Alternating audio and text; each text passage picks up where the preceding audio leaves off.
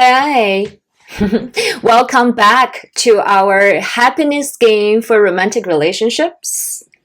I'm Ija Martins, licensed marriage and family therapist. So 2 weeks ago, we talked about co-regulation and self-regulation in dating, first date, walking in nature side by side, and how's that very good for your nervous system while you're being regulated by nature, while you're syncing up with each other and getting to know each other in a bodily, energetic level. Well, I actually recommend that or prescribe that to my couples, to even for married couple or people who are living together or not living together, to take nature walks regularly for that same purpose. You can choose to talk to each other, but not something about work, about, stressful issues, but more use that moment to reconnect with each other. Well, you don't need to talk, just simply walk and track. Remember how trauma therapy used tracking, tracing to downregulate your nervous system. So that's basically what we call a couple therapy one-on-one. That's something everyone got to learn in couple therapy and maybe in individual therapy as well, is to self-regulate and also co-regulate with your partner. So this week, I'm throwing something really fun for you. I will be talking about leadership in your relationship, your romantic relationship. I will use salsa dancing as an example, and I will throw in some also talk about Taiji, Yun Shou. In Chinese is Yun Shou, pushing hands, and how those exercises can help your romantic relationships. Are you ready to go? So I am a bit salsa dancer, so that's why I like to use salsa dancing as an example. You don't need to do the salsa dancing. You can use ballroom or any form of partner dance, or if you don't dance at all, stay on and I will let you know at the end about the exercise, Taiji Yun Shou exercise. So you don't need to be a dancer. You don't need to love dancing. You don't need to be good at it. I'm just using that as an analogy, as an example to talk about leadership in romantic relationships. You'll be like, I thought nowadays, modern times, we're all equal partners, we share everything, there's no leader in the relationship. Well, maybe, if you allow me, let me tell you, besides the traditional, man-woman role, where man's the leader and the woman's the follower, or in salsa dancing, typically that's the male partner is the leader and female partner is the follower, not necessarily the case. You can actually take on leadership at different time in different contexts in your romantic relationship. But let me first talk about salsa dancing. In salsa dancing, there's a leader, there's a follower. The leader's job is to first create a frame, a posture, a structure with your arms, and one hand hold your partner's arms resting here, the other hand holding your partner's hand. So you give them a frame. So this is the box that we're going to be dancing in. We're going to keep eye contact with each other. We're going to turn and rotate and move in space, but the goal is to face each other and connect again. You can open, you can close, but the goal is to, through this movement, to have connection, and you move with the music. It's actually very hard to be a good leader. Well, first one, you need to be solid in your own stance, and you need to have the strength, stability, and the flexibility to be a leader, because you're going to lead your partner in motion with the music. And if you go social dancing, there will be other people dancing around you, so you also need to scan the environment. Here comes the scanning and tracing again. So secondly, you also you create, you initiate, you take the first step forward, you cue the follower to step back in salsa dancing.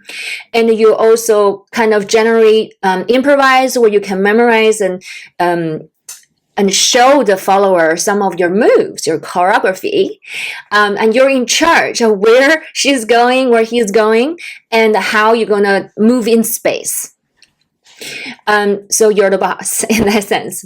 Well, also you want to be very attuned to your partner, to your follower.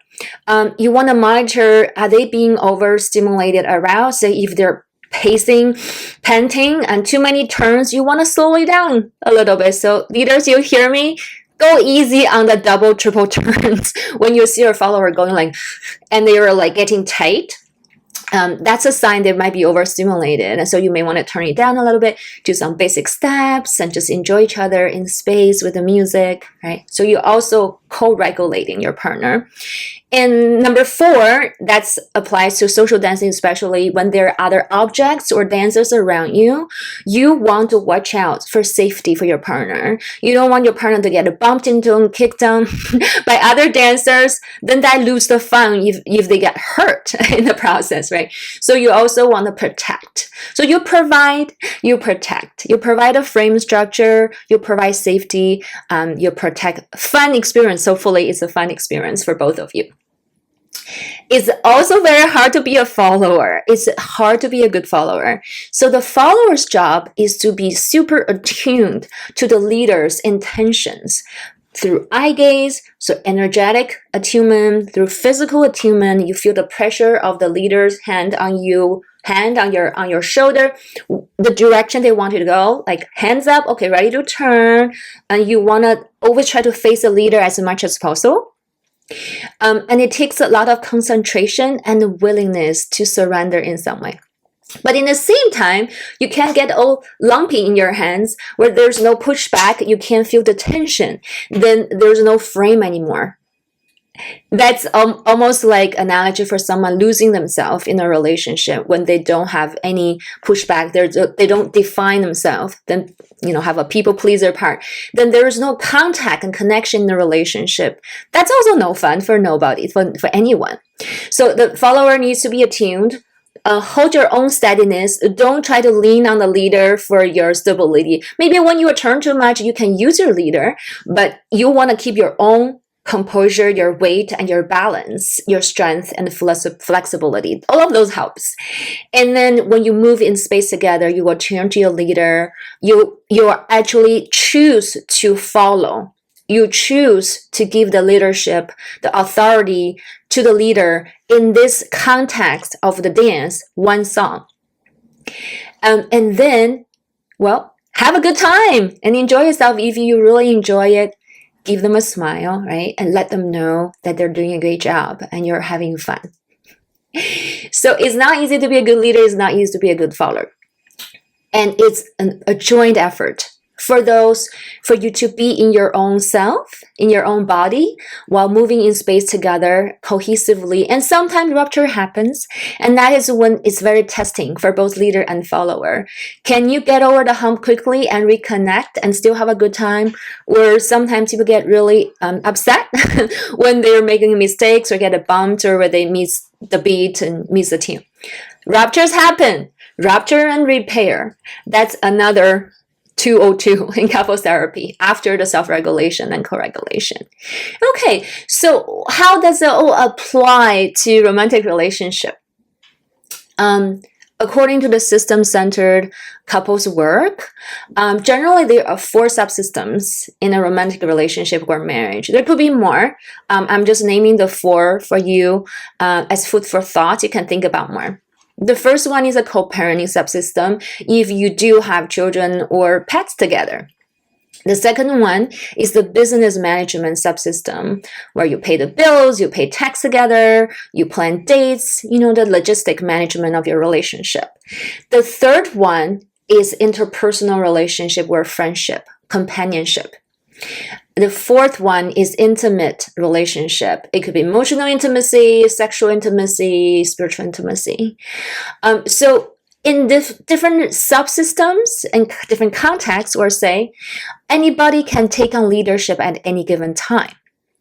Let me give you an example. Let's just use the finance as an example because some couples don't have children together, right? Or they choose not to have sex together. If you think about it, in sexual relationship subsystem, you can also take turn to be the leader, initiate sex, and tell the other person how do you want it, right? All of those are called leadership, right? You're setting the frame. You're letting them know. You are making a move. So let's just talk about in finances. Let's say you have a regular meeting for finances. You talk about tax preparation, or you talk about your budget, monthly budget, you review, you want to purchase something, right? And one of you, doesn't matter, you're a woman, man, what identification you have, you can take the initiative to say, hey, I would like to talk about this. I would like to put this in the agenda for our financial meeting today, as when we're talking about managing our relationship, the logistics. You can create an agenda. You can suggest an agenda. You can volunteer to be the timekeeper. You can volunteer to monitor the process of your meeting and make sure you're on track. Are we listening to each other well? Are we hearing each other? Are we come up with solutions? If we don't have a solution right now, can we put another time? Can we prioritize if we get distracted? All of those process is need someone to monitor, right? It's the process leader. You can volunteer to be the process leader and timekeeper. You can volunteer to put an agenda together, to be the scribe and take notes and scheduling meetings. Anybody can take the initiative to do that. For any context or subsystem, if one person always be the leader, the other person always the follower, the leader can be what? Underburdened, right? So that actually happens a lot in ADHD affected relationships. So in my support group and in my work with couples in therapy, I hear a lot the partner who's over functioning and overburdened saying, well, I'm taking the lead in every aspect of our life, in co-parenting, in finances management, in sexual relationship, and even personal relationship check-ins. And my partner is always very passive, doesn't take the leadership. A lot of women especially express they want their man to step up as the leader in certain aspect of the relationship so they can actually relax and be in their feminine. So it depends on how's the structure you're choosing for your relationship.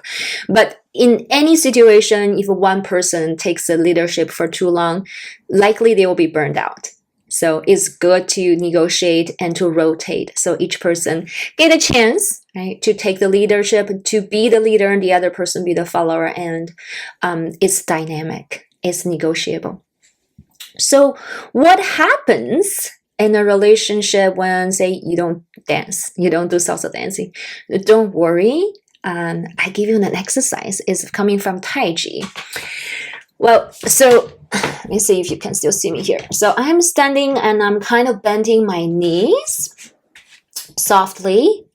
And you want to drop your tailbone slightly and have your pelvis gently tucked, but not too much. So you can rock your pelvis forward and back a little bit and find a neutral position, but slightly tilted forward, as if your pelvis is holding a bowl of water. And then your knees are slightly bent, your spine is elongated from top to your tailbone. Relax your tailbone, relax your shoulder. So now you're standing in front of your partner like this, facing each other, and arm length. And then you can reach your hands out like this. And your palms will be touching. And you will be moving. Well, first, make sure your feet are solidly planted on the floor and you're not going to be pushed over. And also start with gentle connection and feel each other's energy. You can shift a little bit, you can settle in and move your fingers in different ways, but the goal is for your palms to be touching each other and relax.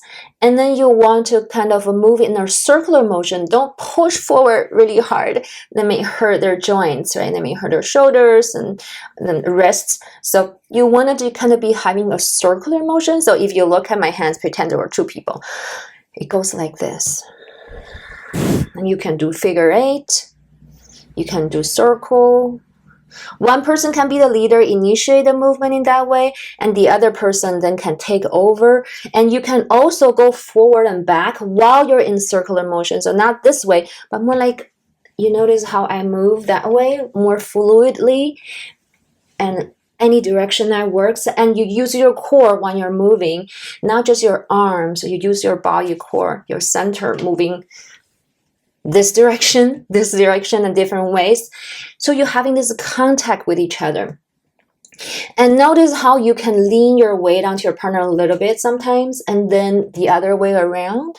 So this is a give and take power through contact, through peaceful harmonia, contact and connection, without the goal to push the other person over and make them fall and hurt. The goal is not that. The goal is to play with it. And sometimes you may lean forward too much. You may lose your balance a little bit. And what if your partner step back a little bit and you may just, oh, I'm losing my balance. That's kind of fun too, right? With some risk taking there. So that's a great way to start to connect your body with your partner's body in motion, in movement. And that could also be a stepping stone to some kind of partner dance. It is a dance in some way, even though it comes from Yun Shou, Taiji Chuan, Yun Shou, pushing hands. So here's my fun exercise for you and your partner. Feel free to take 5 to 10 minutes today and try it out and see how it goes. Love to hear from you and what's the outcome, and did you have fun? What did you learn from those exercises? I will see you next week.